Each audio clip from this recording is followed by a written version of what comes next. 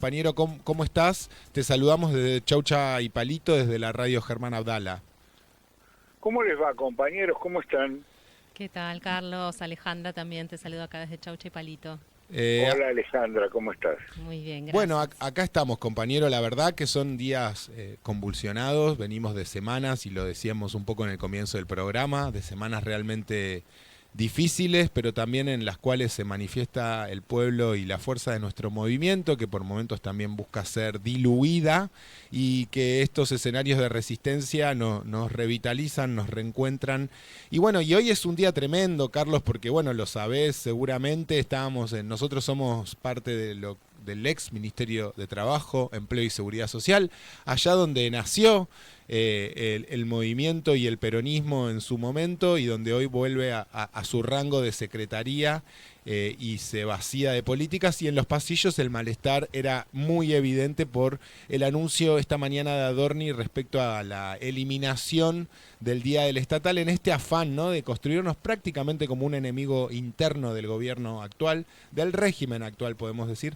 Así que bueno, entre eso, los 7 años de la partida del nono y el contexto de resistencia, nos parecía interesante conversar con vos. Bueno, me alegra y me siento muy honrado de que me hayan convocado para el programa, así que estoy a disposición.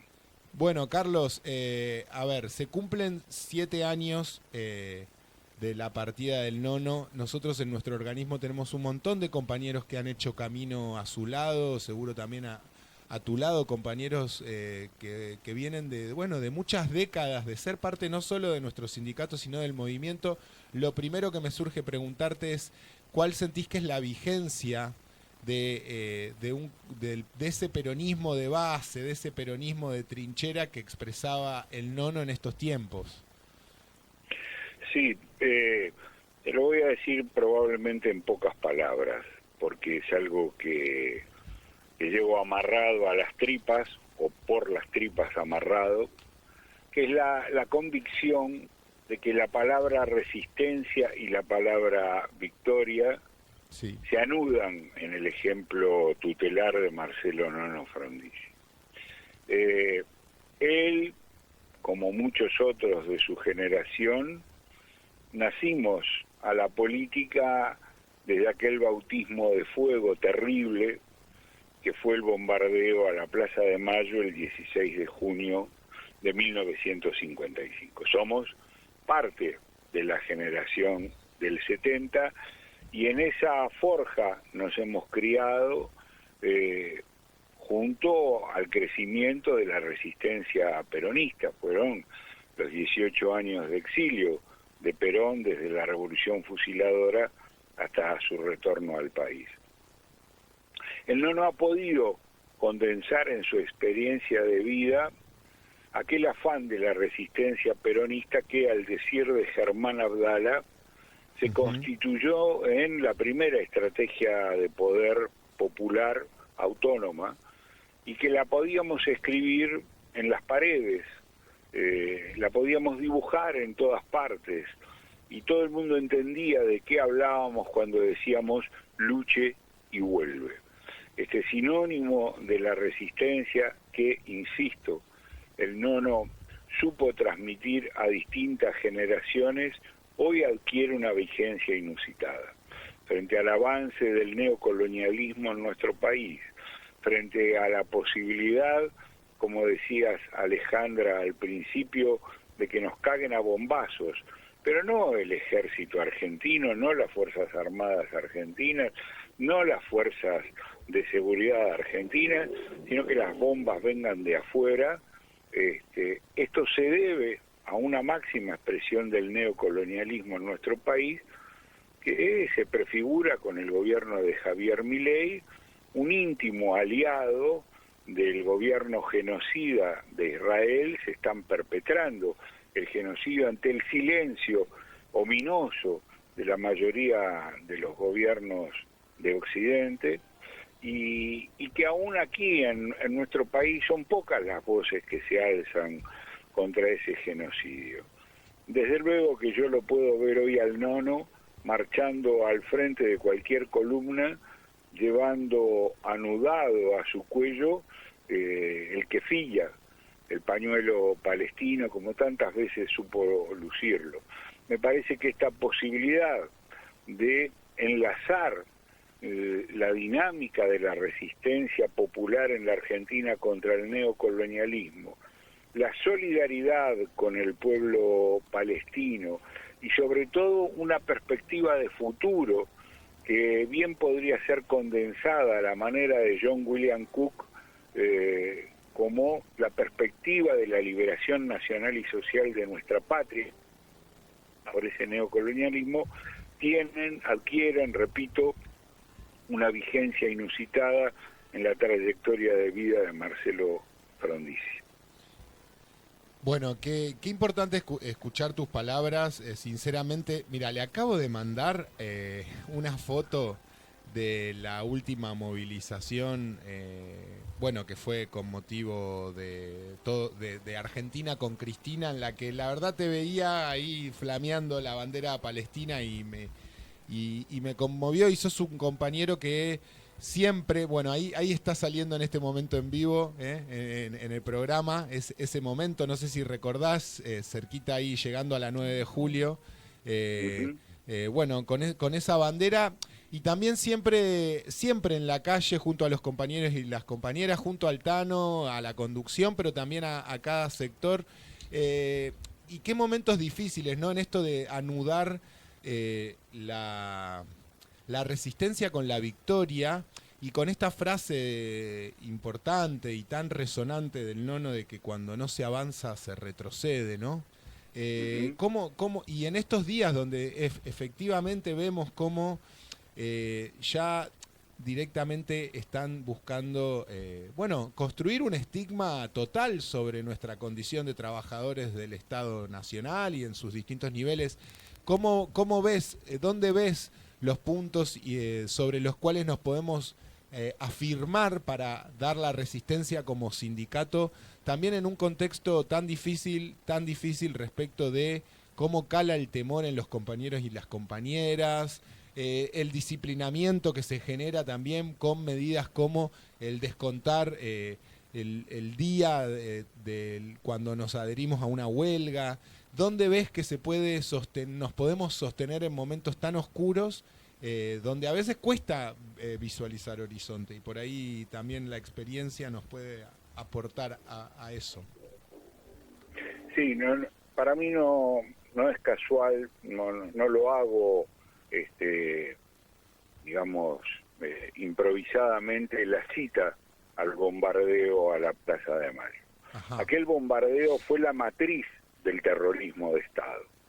Una sociedad que por fuera de las luchas populares consintió el bombardeo a la Plaza de Mayo y que costó la vida a más de 350 civiles inocentes, que se encontraban deambulando por la zona, acudiendo a sus horarios de trabajo, etcétera, ha sido, repito, la matriz del terrorismo de Estado. Ha sido la matriz que posibilitó, en términos políticos e ideológicos, la vigencia del terrorismo estatal, la alianza cívico-militar, eclesiástica, que llevó a la pérdida de 30.000 compañeras y compañeros en nuestro país.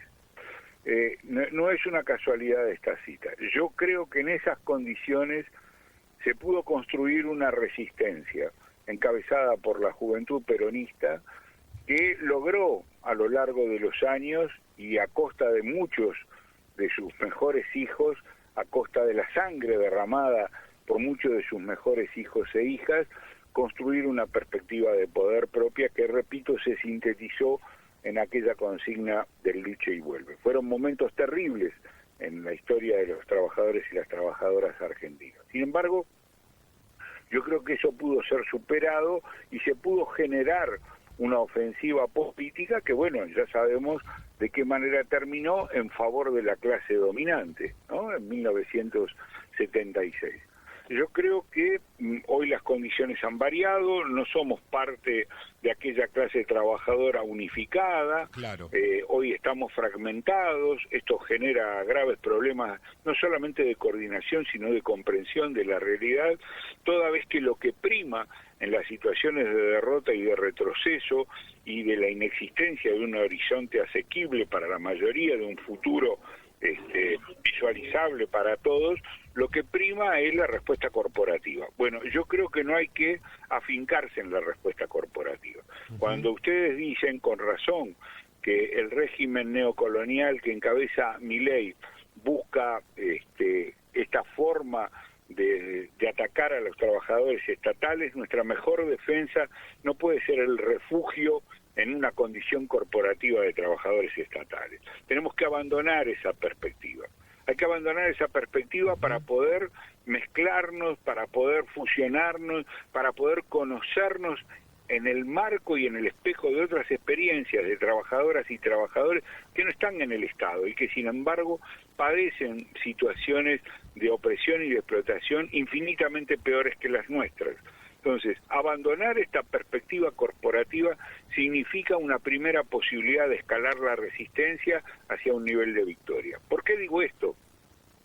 Porque efectivamente el desarme, la deconstrucción del estado de bienestar que ha existido a pesar de todos los pesares durante más de 80 años en la Argentina, instalado oficialmente con el surgimiento del peronismo y por lo tanto la irrupción de la clase trabajadora argentina en la escena nacional, esto es lo que está llevando a cabo el neocolonialismo. Es imprescindible para esta propuesta de dominación y de explotación extrema liquidar todas las posibilidades de defensa que se arraigaron en el estado de bienestar, en el estado construido a partir de la experiencia peronista. De hecho, los trabajadores estatales que hoy somos, distamos mucho de ser aquellos que hace 30, 40 años atrás vieron construirse los primeros rebrotes de la democracia. Y esto significa que nosotros tenemos que constituirnos como parte de la resistencia. No podemos concebirnos en tanto que estatales como los únicos víctimas de la ofensiva del neocolonialismo. Entonces, abandonar la perspectiva corporativa me parece crucial. ¿Cómo se logra esto? Bueno, estando todos los miércoles en la plaza. Yo hoy no he estado en la plaza, no he acudido a la Plaza del Congreso para honrar la cita a la cual ustedes me invitaron en este momento.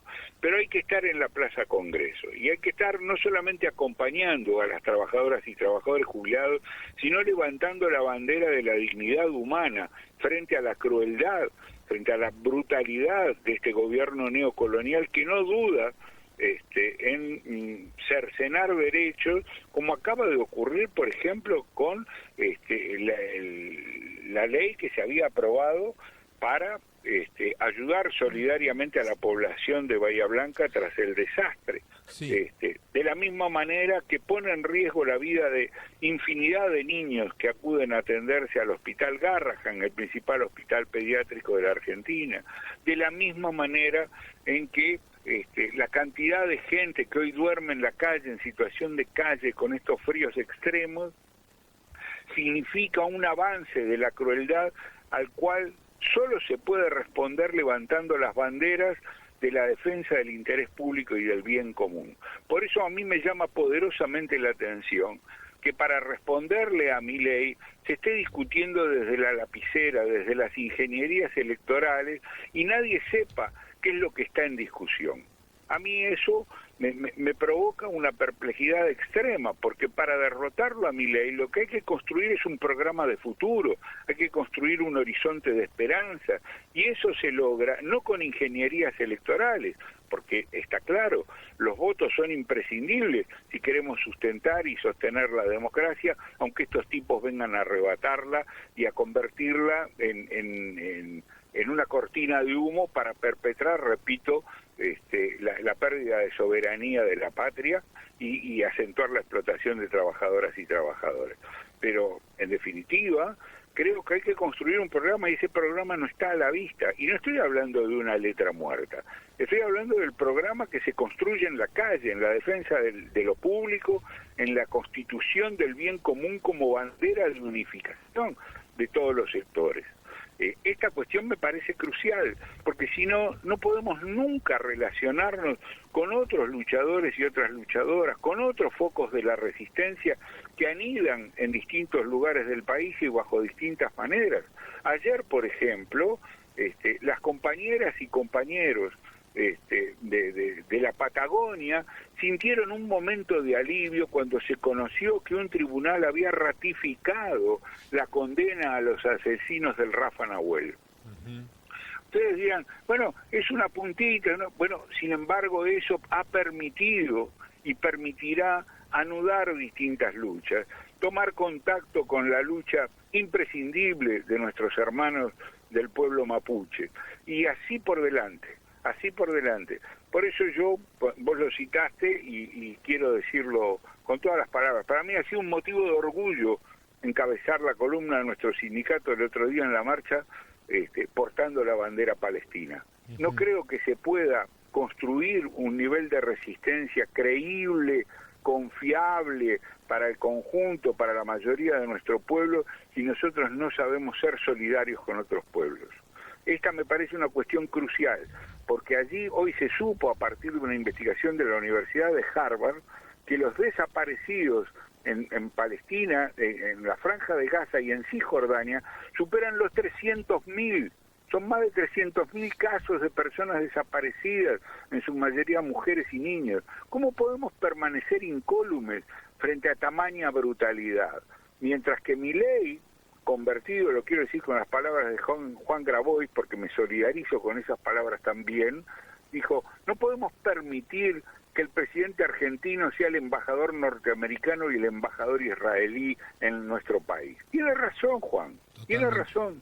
Y hay que reivindicar estas actitudes anticolonialistas, antiimperialistas, que rechazan de plano la prepotencia más brutal de aquellos que no dudan en amenazarnos con un holocausto nuclear que liquide a la especie humana de un plumazo. Entonces yo creo que como trabajadoras y trabajadores nosotros tenemos que anudar estas cuestiones y convertirlas en un programa de lucha y sobre todo en la posibilidad de que este programa sea el trampolín para construir un horizonte para toda la sociedad. Carlos, en distintas manifestaciones aparecieron esos carteles, unir todas las luchas.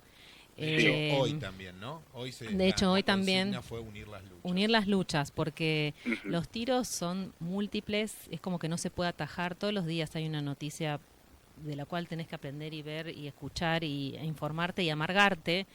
Y bueno, digo, los miércoles, como vos mismos decís, está establecido que los jubilados van, en general cuando los acompañamos, nos los cagan a palos, y cuando están más solos aprovechan. Es bien de cobardes, ¿no? Bien de Bullrich, además, que no sé, debe ser el sueño húmedo, digo, de Patricia Bullrich, tener muertos en su haber y cagar a palos a las personas que van a reclamar sus derechos, ¿no? En lo que se supone que es una democracia. A nosotros, como sindicato, como militantes, como miembros del sindicato, como militantes, nos cuesta a veces, y nos sentimos un poco solos frente a todo esto que está pasando, que nos moviliza un montón y que vemos que a veces la gente como un estado de no reacción. Entonces yo te pregunto, no sé, digo, obviamente que esta fragmentación es parte de esta fragmentación que vos comentabas hace un rato. ¿Qué elemento, cómo convocarías, qué le diríamos a esas personas que yo no sé si es que se sienten abatidas, decepcionadas, como vos también decís, de esta oposición que tampoco representa, porque tenemos una crisis de representatividad y digamos la oposición que tendría que estar peleando al lado nuestro en cada marcha, son muy pocos los dirigentes que están presentes. Pocas veces aparecen. Y más que nunca aparece con los dirigentes a la cabeza o con las cabezas de los dirigentes, ¿no? Entonces, no es que solo estamos solos de compañeros, estamos solos de aquellos que hemos votado para que ganaran las elecciones, pero bueno, dado que se ha perdido, son la oposición. y también, digo, ¿de qué manera nos interpelamos? Porque siempre el fusible terminamos siendo los trabajadores, la base. Entonces esto se soluciona solo si sale la gente a la calle. Entonces, ¿cuántos tenemos? ¿Cuántos son los que tenemos que hacer? Tenemos que hacer una manifestación pacífica. Estamos peleando por un derecho en democracia. Esas son nuestras herramientas, salir a la calle, pero parece que eso no alcanza. Entonces, estamos como entrampados, ¿no? Entonces, ¿de qué manera interpelar a nuestros dirigentes y a nuestros compañeros para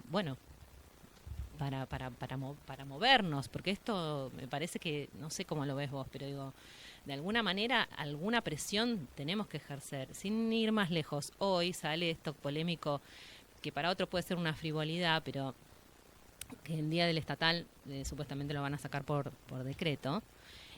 Y es más que eso, no es el día que vos no vas a trabajar, es un derecho que vos tenías, no importa cuál, al cual de un plumazo te lo vienen a sacar.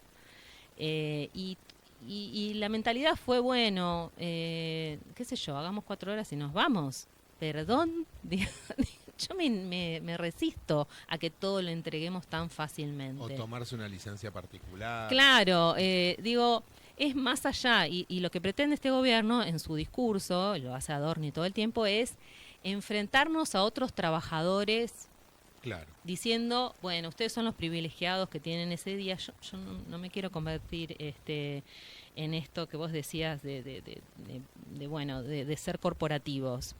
No quiero que le saquen el día a nadie. Digo, las casas particulares tienen que tener su día bien merecido, es un reconocimiento. Y así todos los de sanidad, etcétera, etcétera, etcétera. Comercio. Y si trabaja, que le paguen el doble y está. Me parece perfecto. No veo, pero digo, todo el tiempo el gobierno está llevando a que el conflicto sean de pobres contra pobres.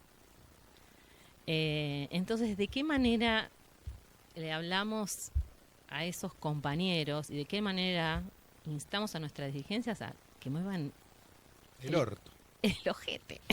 Perdón. Está muy bien. Yo no conozco ninguna otra manera que no sea la de llamar a las cosas por su nombre. Por una desviación profesional, muchas veces caigo en repetir una y otra vez el concepto de la crisis de la representación. Uh-huh. Pero no alcanza con eso. Hay que decir con toda claridad a nuestras compañeras y compañeros, repetir en voz alta la misma pregunta que ellos se formulan una y otra vez. ¿Dónde está? Hay que decirlo con toda claridad. Okay. No hay que hablar con eufemismos, no hay que hablar con rodeos, no hay que tener una actitud culposa cuando se le exige a todo aquel o a toda aquella que inviste una representación en base a la legitimidad que considere más apropiada, que se tiene que poner a la cabeza de las luchas. Claro. No existe hoy una dirigencia legitimada que no sea aquella que se pone al frente de las luchas. Para mí, un ejemplo de ello es nuestro secretario general. Totalmente. Daniel Catalano ha demostrado a propios y extraños que es necesario, es imprescindible, es una actitud moral poner el pecho por delante de las ideas. Moral esa y mística. Construcción. Y mística. Sí, claro. Pero ¿cómo se construye esa mística? Se construye en la calle, en la defensa del interés común. Cuando Catalano va a la Plaza de Mayo junto a las madres, cuando Catalano va a la Plaza del Congreso junto a los jubilados, cuando Catalano está a las puertas de la comisaría cuando detienen a un compañero, se llame como se llamare y sea quien fuere, está construyendo la imagen de un dirigente creíble. Sí. Está construyendo la imagen de un dirigente creíble. Y nosotros tenemos que recuperar estos ejemplos en la charla con nuestros compañeros, no haciendo una elegía del Tano, no haciendo una chupada de medias del Tano, sino planteando de que, al igual que en las épocas más terribles de nuestra historia, los dirigentes creíbles, los dirigentes verosímiles, los dirigentes confiables, son aquellos que son capaces de ponerse a la cabeza de las luchas. Los que se ocultan detrás de los escritorios, los que aparecen solo en las selfies y después se toman el palo cuando la cosa se pudre, tienen que ser cuestionados públicamente.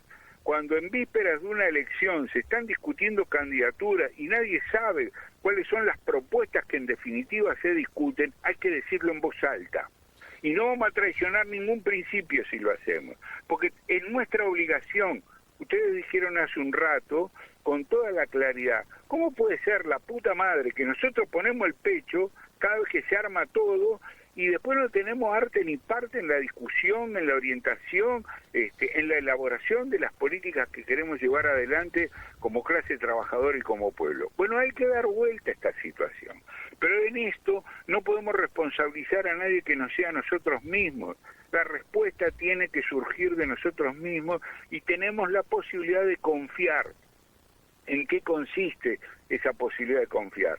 Bueno, el otro día cuando la encanaron a Cristina y las vigilias que se armaron y la multitud que salió a las calles, no solamente en la ciudad de Buenos Aires, que fue multitudinaria, sino en distintas plazas del país, demuestra, revela la existencia de un capital político ideológico que es intocado, que aún no ha sido arrasado por la voracidad y por la brutalidad y la barbarie neocolonial. Esta capacidad de movilización indica de que es posible volver a creer en nosotros mismos, porque al margen de la militancia organizada que la hubo mucha militancia que no estaba organizada y acudió a la plaza pública para exigir la libertad de Cristina. Totalmente. Y no era necesario ser cristinista, ni kirchnerista, ni kicilofista, ni nada. Se necesitaba tener la convicción de que de esa manera arrasaban una conquista histórica de nuestro pueblo para salir a la calle. Bueno, hay que partir de eso. Hay que partir de la convicción, de la confianza de que ese capital político ideológico intocado por el proyecto de dominación es desde el cual podemos alumbrar una nueva alternativa, un nuevo horizonte, un nuevo camino, y nadie puede ni debe sentirse ofendido por el hecho de que las construcciones que aparezcan recuperen construcciones anteriores, pero empiecen a formular las cosas con criterio propio, porque acá nadie tiene la vaca atada, y esto está demostrado hace bastante tiempo. El peronismo no gana una elección de medio término desde hace 20 años. Así es. Y más Yo formaba también parte del equipo de coordinación del espacio Carta Abierta, cuando en 2009 Néstor pierde las elecciones en la provincia de Buenos Aires. No le había dado entrevistas a nadie. Durante una semana nadie sabía dónde estaba Néstor Kirchner. Nos llamó y nos dijo, che, ¿dónde hacen ustedes la asamblea? Dijimos, mirá, Néstor, en Parque Lezama, porque estaba la gripe aviar, no me acuerdo qué carajo era, entonces no se podía estar en lugares cerrados. Dijimos, bueno, vamos al Parque Lezama. Y Néstor apareció en el Parque Lezama, un frío de cagarse hacía ese día, y apareció el flaco, entrazadito, así como él era, sencillo, humilde, y desde esa condición de haber sido derrotado en las elecciones de 2009 en la provincia de Buenos Aires, convocó la esperanza, y al año siguiente Cristina afanó en las elecciones. Pero hay que tener esa actitud, esa altura, esa moral, esa capacidad de sobreponerse a las peores situaciones para construir un horizonte de esperanza. Es lo que necesita nuestro pueblo, pero no lo vamos a conseguir si seguimos diciendo las cosas a medias palabras. Totalmente, Carlos, realmente nos hacemos fuertes con tus palabras y las tomamos también como las de un compañero que está siempre codo a codo, al que nos encontramos por el hecho de pertenecer a un sindicato que nos enorgullece, más allá también de las chupadas de medias o de cualquier tipo de prácticas sensacionalistas. Es lo que corresponde de un sindicato con la historia que tiene nuestro sindicato, es lo que corresponde de un dirigente que está a la cabeza de este movimiento en momentos tan oscuros como los que nos tocan vivir. Así que nos hacemos fuertes con tus palabras. El viernes estamos viendo cómo nos vamos a encontrar a pesar de este intento permanente de hostigarnos. Así que también estás invitado a acercarte a lo que es el movimiento de la agrupación Violeta Verde y Blanca en Trabajo, del movimiento nacional y popular de nuestro organismo, y nos hacemos fuerte también en esta idea de que ya no es posible admitir y naturalizar a estos gestores de la burocracia y de los papelitos cuando lo que está en riesgo es nuestra patria, ¿no? Ya no es admisible eso para pensar un proyecto político sindical como lo invitó a pensar Germán, el Nono, vos y como se expresa hoy en día en nuestra Verde y Blanca. Tenemos que seguir con el programa, pero esto podría durar 1 hora más. Te agradecemos mucho. Sí, muchísimas gracias. Y realmente eso, nos hacemos fuertes al escucharte. Un abrazo enorme te mandamos, Esperemos Carlos. que volverte a entrevistar o encontrarnos en algún momento para seguir charlando, porque es súper interesante todo lo que dijiste. Muchísimas gracias. El agradecido soy yo porque, repito, no es un formulismo, para mí es un motivo de honra estar en el programa junto a ustedes, que escuchen compañeras y compañeros, y desde luego, mientras haya vida y haya esperanza, nos encontraremos en cada lucha. Un abrazo grande. Abrazo, Carlos, gracias.